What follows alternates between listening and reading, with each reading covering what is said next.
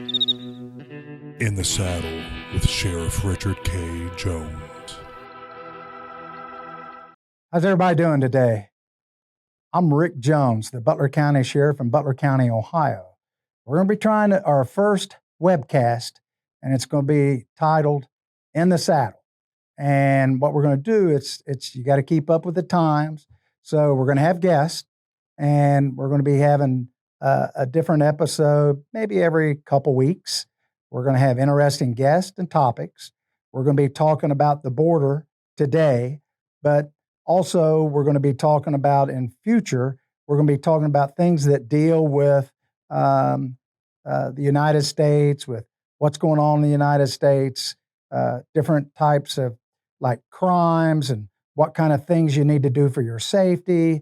We're going to talk about a little bit of everything we can because the sheriff is an elected official in Butler County. It's the only elected law enforcement in the United States. Everybody else is appointed. Sheriffs throughout the United States are elected. They get hired and fired every 4 years. So they've been around. It's the first form of law enforcement since the colonies. So it goes a ways back. We were the first law enforcement, even though others may not say that. Today, we're going to have Sheriff Mark Daniels, and he's going to be on today. He's from Cochise County, Arizona. The county is 6,219 square miles. That's 13 times larger than where we are here in Butler County, Ohio. The reason that I've been on this issue for many, many years is when I first started on this, I had an issue with an inmate in the jail. And the inmate in the jail kept coming in, going out, coming in, going out, and he was an illegal. And I couldn't get ICE or anybody at that time to do any deportation. They wouldn't do that. They wouldn't make any arrest. There's been instances where we've had people in Butler County that there's been car accidents. They've left the scenes. It was people that were here illegally. People have been killed. They've been run over. We had a rape victim, I think that was 9 years old. An illegal was here from Mexico, molested this young girl, and then just had her walk home with no clothes on. The fentanyl, the drugs that are coming in from Mexico to the United States, the people that are coming across, that they have some that are called gotaways. Those are the ones they don't catch. And I want you to see how it affects you. When these drugs are coming across the Mexican border, they disguise like fentanyl with, they put it in baby aspirins. They hide it every way they can. And how does that affect you? Well, we have so many people that die every year in Butler County and in the United States, it would shock you. And some of these people that are dying are first-time drug users. First time. They can mix it in with marijuana. They can do all kinds of things. Sheriff Daniels is going to explain to you how bad it is and how it affects us all. This is going to be very interesting, I promise. At this time, I'm going to go ahead and introduce my good friend from Cochise County, Arizona, Sheriff Mark Daniels. Sheriff Daniels, Cochise County, Arizona, give us a little bit about you. And I told him that you're on the National Sheriff's Committee. You're in charge of all the border security for the national sheriffs. Am I correct? You are correct. Tell us how bad it is. People here in Butler County, Ohio, want to know. They don't understand how it affects them. And I try to tell them with the fentanyl and everything that's coming across, how it affects us, the illegals that are coming in, the gotaways. But you're the perfect first guest on this show. It's all yours, my friend. Well, thank you for having me, Sheriff. And I always take these opportunities when we can share our experiences, our reality, what's going on here on the southwest border. This is my 38th year in law enforcement. And I'll say this, and I've seen the ups and downs, the ugly, the good, and the bad about this border, and we're in a really ugly time on our southwest border. In fact, I would say this is the worst, and I'll describe that here in a minute. But yeah, I go back 3 years ago, and I'd like to start there. 3 years ago, we managed around 400 encounters. That's just off our camera system. We run our own camera system that's shared along the southwest border here in Arizona into New Mexico. But just in our camera system, we ran a manageable 400 a month. Just in your county? That's along the southwest border with the primary of that in my county. So last year, so 400 a month times 12, I mean, you're looking at about 3,600 a year. Last year, we had 43,000 plus on our camera system alone. It's a huge challenge, and I'll talk about that. In last year, 2021, Department of Homeland Security stats, there was a 379% increase. And that's under this administration, and I'll hit on that in a minute. 63% were other than Mexican. So that represented 164 countries breaching our southwest border. That's huge. Then you look, and only 8% were unaccompanied minors, which is what you see on the news when it comes to the impact of children. Only 8%, very small number. When it comes to the illegal drugs, over 500,000 pounds of illicit drugs from fentanyl, meth, cocaine, heroin, and marijuana were seized on the southwest border in 2021. That's a nominal number due to the fact is Border Patrol has been shredded on their staffing. They've been taken to processing stations, child care. So we don't have the workforce of agents that we've seen, even in my county. And then you look at the crimes in 2021, fiscal year 2021, 60 homicide suspects, 1,178 assault suspects, over 2,100 drug traffickers, 336 weapon violations, and 488 sexual predators coming on the breaching our southwest border that were apprehended, that were processed by sheriffs or local law enforcement. In Arizona in 2021, we had 162 migrant deaths. These are people that have been left behind by the cartels. For everybody viewing this, Sheriff, the cartels control the southwest border on the southwest border in Mexico. Everybody thinks, well, no, the government does. We've seen it firsthand. The cartels control what comes across that border. Now, isolate to my county. Since 2017, we have initiated a virtual system, the camera system that I just hit on. We went for almost 24 months in my county without a drug trafficker coming through my county, or even on our camera system. So we were just so proud of that. Out of the 31 border counties, we were the safest. I said today, looking at this, we deal with probably one of the most violent areas of the southwest border. We have 900 to 1,000 smuggler drivers. These are U.S. citizens primarily, drive from Maricopa, Phoenix, Arizona, which is 2.5 to 3 hours, to my county on the border to pick up the migrants, the illegal migrants that are being smuggled into our county. I don't see give-ups in my county. These are the ones you see in Yuma, Arizona, Eagle Pass, Texas, Del Rio, Texas. These are people that are coming across the border that can't give up because they're aggravated deportees or from countries of interest or repetitive criminals. So they have to be smuggled in camouflage, 100%, booty to headgear. That's what I see 7 days a week, 24 hours a day in my county. Those 1,000 drivers that come here get $2,000 per illegal to drive them from here 3 hours to Phoenix.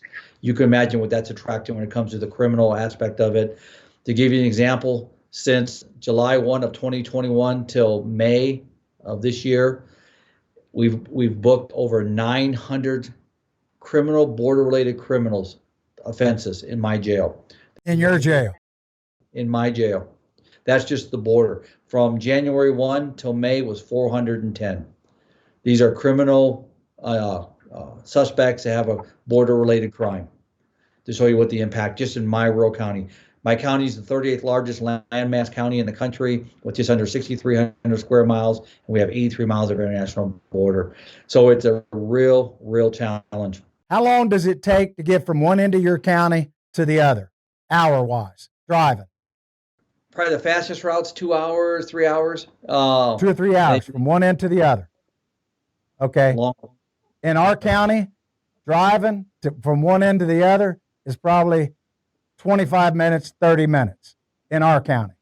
So that gives people an idea, and it's unbelievable. What's your population of your jail? We run between 200 to 300 in our jail. 200 to 300. Okay. Didn't mean to interrupt you, but it's when they see the magnitude of how large it is, and when you're talking, how many sectors are there? Sectors are, if you can give a brief definition, how many sectors and what the meaning for sectors. That's for immigration. Am I correct? It is. It's the Border Patrol sectors. We're part of the Tucson sector. If you ever hear about that, we're tucked away in the southeast part of that sector. It's all part of the southeast part of the state, but we're tucked away the farthest eastern part of the Tucson sector, which includes Tucson, my county, and a couple counties around us. So it's a big area. There's no doubt about it. Are you the largest sector? I'm not sure. I think Texas has some bigger sectors than us. Okay. But we lead the nation when it comes to gotaways. In February, to give you an example, in February, gotaways are those that are seen by Border Patrol or us. We share our stats to make sure we're not duplicating them. They get away. In February, there's over 16,000 gotaways. And to give you an example, on the whole southwest border, in just February alone, there was over 53,000 gotaways in that month. In your county? No, that's the whole southwest border. In the Tucson sector, which includes us, is over 16,000. These are, and these gotaways are the ones that are being smuggled by the cartels, totally camouflaged. These aren't the ones that are given up. Since October 1 of 2021, I think up till April, maybe May, it was like 1.2, 1.3 encounters. So again, this border is not getting better. In our county, the crime, just based on the bookings I'm talking about, has been a huge impact. I think since January 1, we've remanded 16 juveniles. And these are ones that were smuggling that had an aggravated circumstance, which means they rammed a patrol car. They ran from us. They didn't just pull over. They actually was an aggravated state crime that we charged them with. We don't charge them with immigration because we don't have that authority. So everything I'm talking about, the 900 plus bookings, the juvenile aspect of it, is all state-related crimes that we're prosecuting through my county attorney's office and the sheriff's office, my local partners here. So it cost you millions of dollars just for your county government to pay for all this, I assume. Lots of money. Just the booking cost alone this fiscal year, just my fiscal year, is 1.5 million. Just under 1.5 million.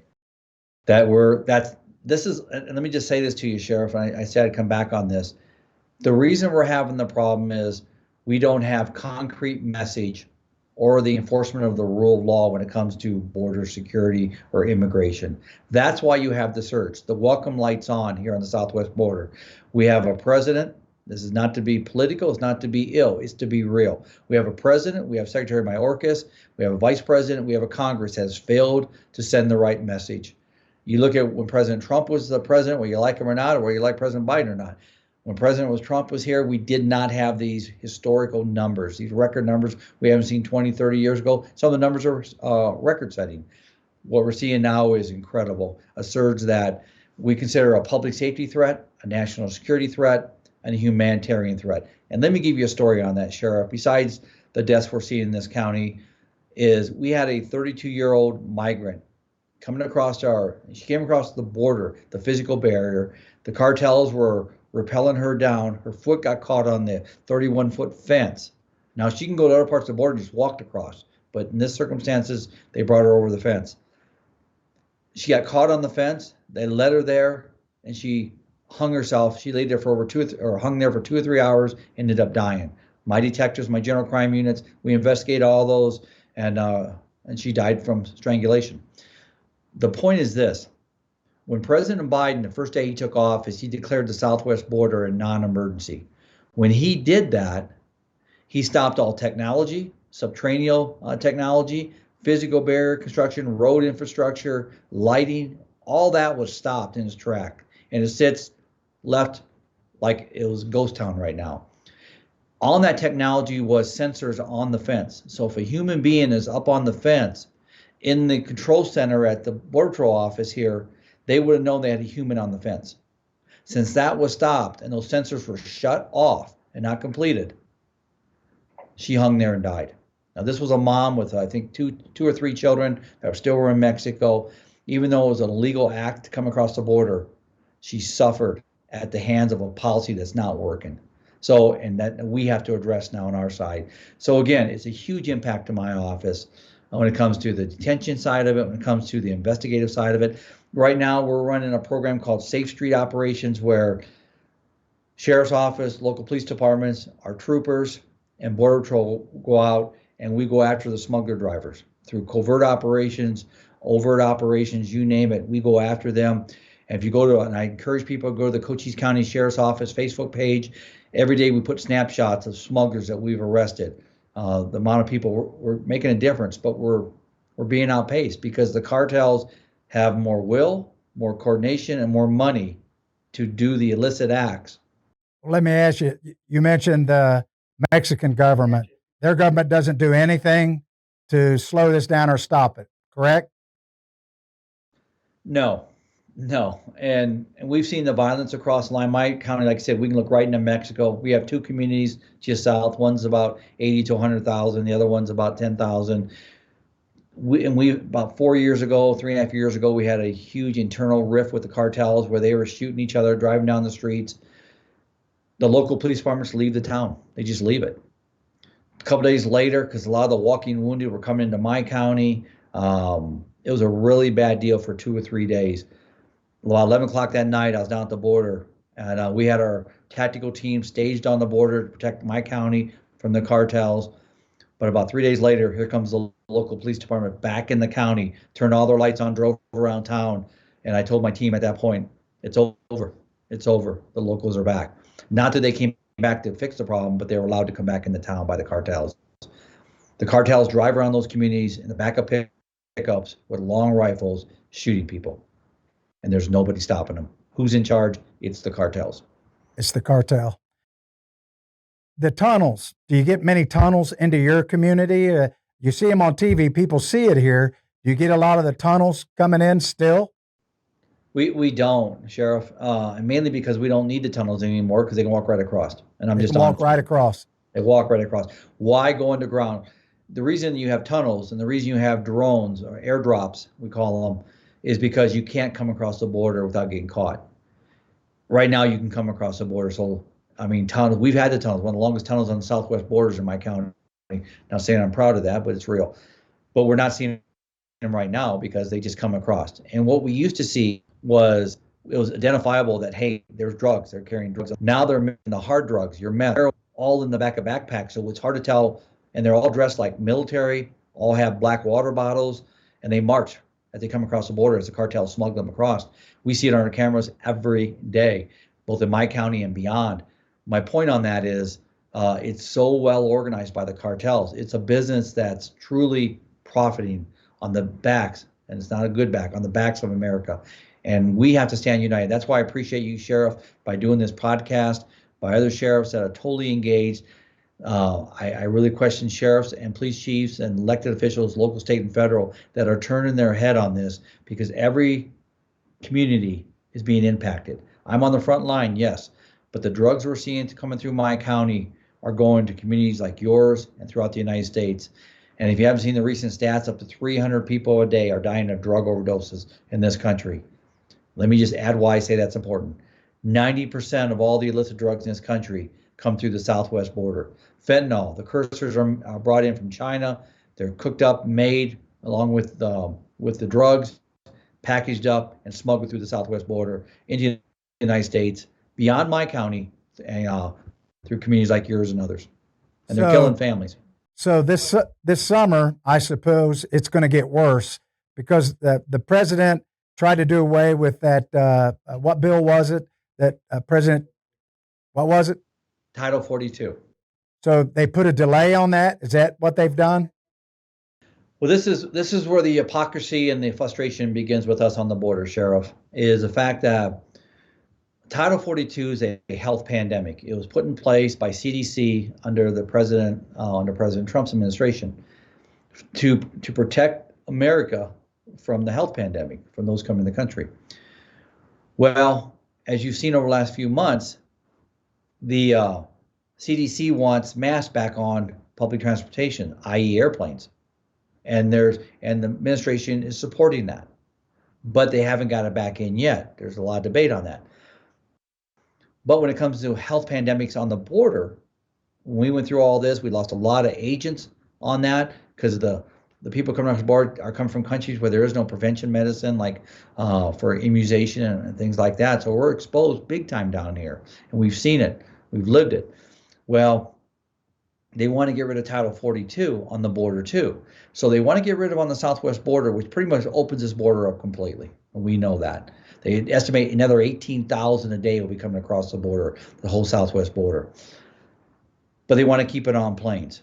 Hypocrisy or political ideology is at its worst, and I call that. Either we're going to be standard in this country or we're not.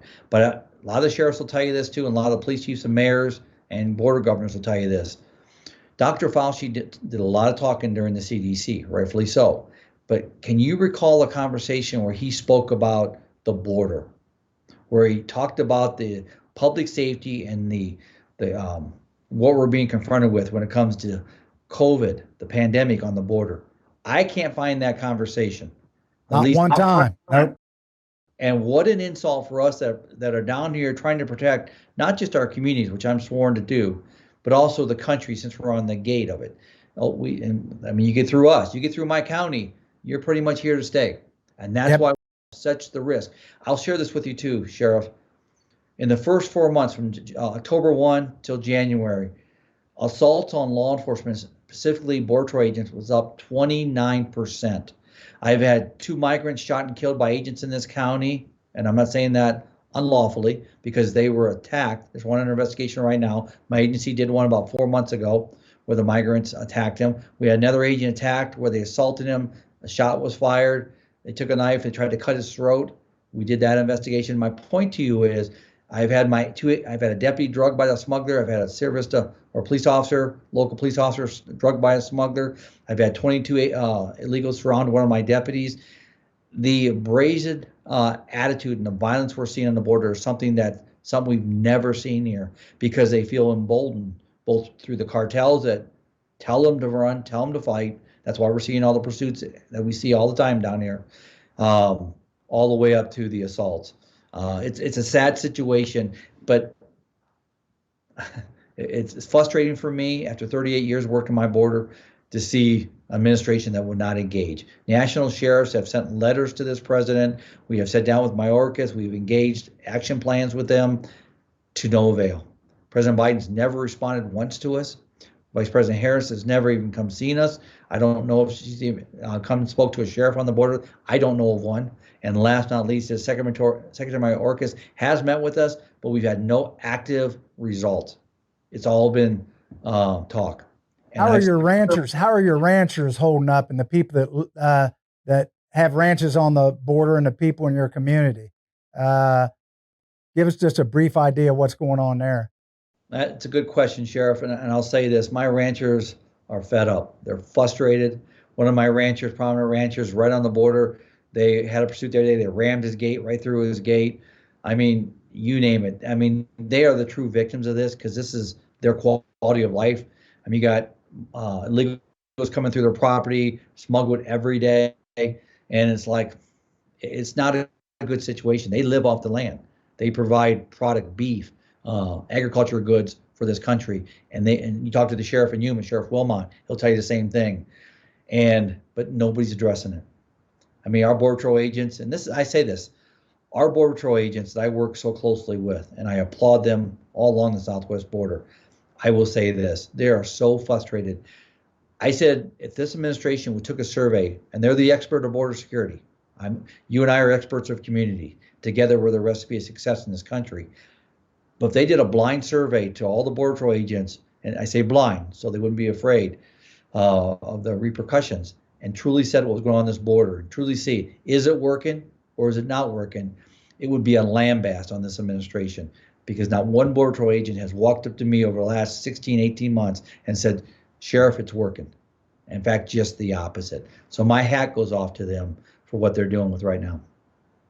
That's all the questions I got for you. I appreciate you coming on and talking to us because people need to hear this, and it's going to be a long summer for us, isn't it? It's going to be a long summer. It could be a long time until Congress, and I'll challenge this up to you, Sheriff, with your viewers. Congress needs to act.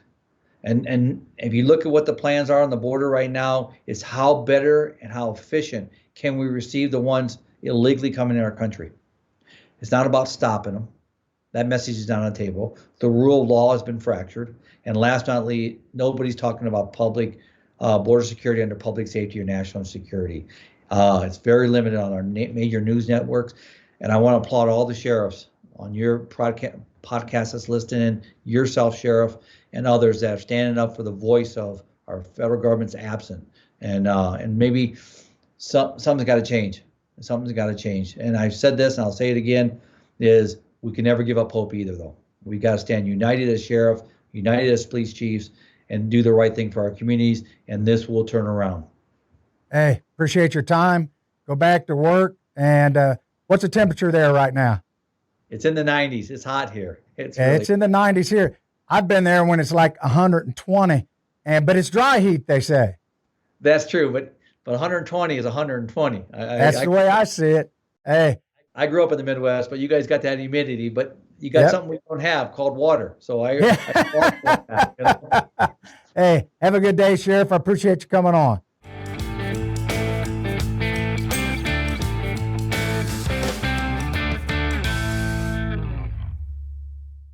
Well, you just got to hear Sheriff Daniels from Cochise County in Arizona talking about the border, and you've heard me discuss it. Most interesting thing you could find is you need to hear it straight from the person that's doing it every single day and how it affects all of us, how it affects us here and what's going on there. Don't always believe what you see on TV or what you read on your phone. This is actually what's going on the border. It's not pleasant. It's not good. It affects each and every one of us. So I'm glad that you came and heard, and you've seen how dire the situation is. You've seen about the killings, the death, the people that are coming in, the gotaways, and how the people on the border are so frustrated. And we have no help. Our government's not helping us. And it's not a Republican or a Democrat thing. It's just a government thing. And they want the border open. They're not doing anything to stop anybody from coming in. They're just trying to get them all in as quickly as they can. So, and China is supplying the parts to make these drugs to come into the United States. So I'm glad you were here. This is our first podcast, and it's going to be directly to you. No filters, no divided by the media. This is directly from where the people that are dealing with it, like the coroners, like the police chiefs, the fire chiefs, people doctors, nurses, victims. Hey, welcome to our first podcast, and we'll have many more. See you next time.